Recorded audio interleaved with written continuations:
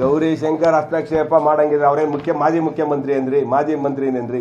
ಅಲ್ರಿ ಅಲ್ರಿ ಅಲ್ಲಿ ಕಾಂಗ್ರೆಸ್ ಶಾಸಕರೇ ಬರೀ ಕೇಳಿ ಕುಣಿಸವ್ರೆ ಸಿದ್ದರಾಮಯ್ಯನವರು, ಅವ್ರಿಗೆ ಖಾಲಿ ಚಿಪ್ಪು ಅಲ್ರಿ. ಮಧುಗಿರಿಗೂ ಕೊಟ್ಟಿಲ್ಲ, ಕೊಡಗೇರಿಗೂ ಕೊಟ್ಟಿಲ್ಲ, ಸಿರಾಗೂ ಕೊಟ್ಟಿಲ್ಲ.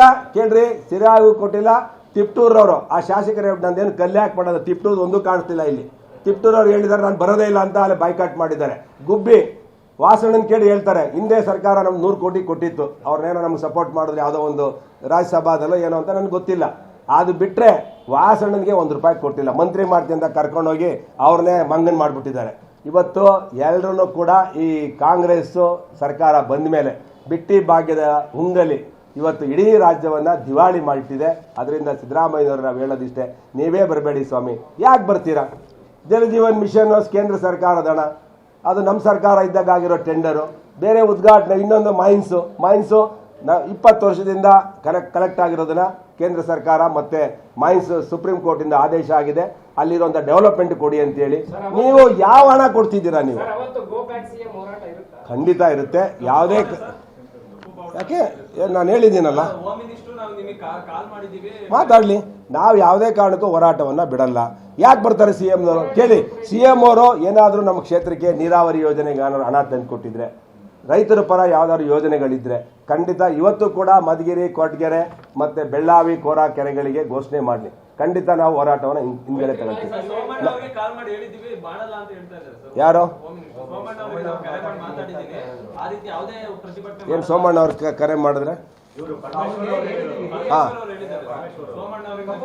ಓಲಿ ಸೋಮಣ್ಣವ್ರು ಬರ್ತಾರಂತ ಕೇಳಿ ಕಾರ್ಯಕ್ರಮಕ್ಕೆ, 2ನೇ ತಾರೀಕು ಕಾರ್ಯಕ್ರಮಕ್ಕೆ ಸೋಮಣ್ಣವ್ರು ಬರ್ತಾರ ಕೇಳಿ. ಯಾವುದೇ ಕಾರಣಕ್ಕೂ ನೋಡ್ರಿ, ನಮ್ಮ ಹಕ್ಕುಗಳು ಪ್ರಜಾಪ್ರಭುತ್ವದಲ್ಲಿ ಜನಗಳು ನಮ್ಮನ್ನು ಆಯ್ಕೆ ಮಾಡಿದ್ದಾರೆ ಶಾಸಕರಾಗಿ. ಅಲ್ಲಿ ಅಭಿವೃದ್ಧಿ ಕೆಲಸಕ್ಕೆ ನಾವು ಹೋರಾಟ ಮಾಡಿ ಹಣ ತಗೊಂಡು ಅಭಿವೃದ್ಧಿ ಮಾಡಿಲ್ಲ ಅಂದರೆ ನಾವಿದ್ದು ಸತ್ತಂಗೆ. ಸಿದ್ದರಾಮಯ್ಯನವರು ನಮ್ಮನ್ನೆಲ್ಲ ಪೇಪರ್ MLA ಮಾಡಿದ್ದಾರೆ, ನಮ್ಮನ್ನೇ ಅಲ್ಲ ಕಾಂಗ್ರೆಸ್ ಶಾಸಕರನ್ನು ಕೂಡ ಬಿಕಾರಿ ಮಾಡಿದ್ದಾರೆ.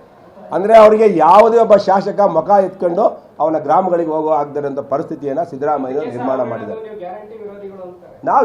ನಾವು ಬಡವರು ಕೊಡಪ್ಪ, ನೀನು ಶ್ರೀಮಂತನಿಗೂ ಕೊಟ್ಬಿಟ್ಟು ದಿವಾಳಿ ಮಾಡಿದ್ರೆ ಸರ್ಕಾರ ಯಾರಪ್ಪನ ಮನೆ ಸರ್ಕಾರ? ಏನು ಸಿದ್ದರಾಮಯ್ಯ ಸರ್ಕಾರನ? ಕಾಂಗ್ರೆಸ್ ಸರ್ಕಾರ ಇದು, ಜನರ ಸರ್ಕಾರ ಇದು.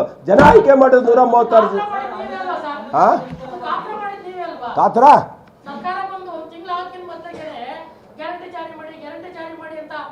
ಹೇಳಿ ಅಲ್ರಿ. ಸರ್ಕಾರ ನಂಬಿಕೆ ಅಲ್ರಿ, ನಂಬಿಕೆ ತಾನೆ ಅವ್ರನ್ನ ಹೇಳಿ ಅಂತ ನಾವು ಹೇಳಿದ್ವಾ? ಫ್ರೀ ಭಾಗ್ಯ ಕೊಡಿ ಅಂತ ನಾವು ಹೇಳಿದ್ವಾ ಸಿದ್ದರಾಮಯ್ಯನವ್ರಿಗೆ?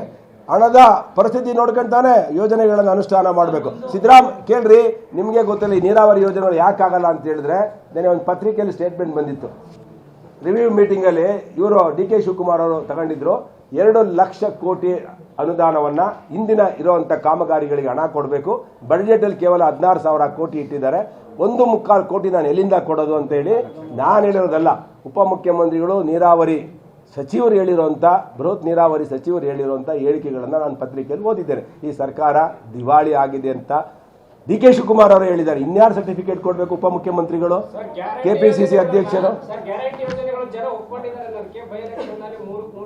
ನೋಡ್ರಿ, ಬೈ ಎಲೆಕ್ಷನ್ ಅಲ್ಲಿ ನಾವು 2019 ಹೋದ 18ಕ್ಕೆ 16 ಗೆದ್ಬಿಟ್ಟು, ಹಂಗಂದ್ರೆ ಜನ ಒಪ್ಕೊಂಡ್ಬಿಟ್ಟವ್ರೆ ಅಂತನಾ? ಯಾವ್ದು ರೂಲಿಂಗ್ ಪಾರ್ಟಿ ಇರುತ್ತೋ ಅಲ್ಲಿಗೆ ಹಾಕ್ತಾರೆ. ಏನ್ ಬ್ರಹ್ಮಾಂಡ ಗೆದ್ದಂಗೆ ಕಾಂಗ್ರೆಸ್ ಅವ್ರು ಆಡ್ತಾವ್ರೆ? ಏನ್ ಜಗತ್ ಗೆದ್ಬಿಟ್ಟವ್ರೇನ್ರಿ? ಎಲ್ಲಾ ಕಡೆ ಸೋತ್ಕೊಂಡ್ ಬಂದವ್ರೆ, ಇಲ್ಲೆಲ್ಲ 3 ಸೀಟ್ ಗೆದ್ಬಿಟ್ಟವ್ರೆ ಅಂತೇಳಿ ಪ್ರಪಂಚ ಗೆದ್ದಂಗೆ ಆಡಿದ್ರೆ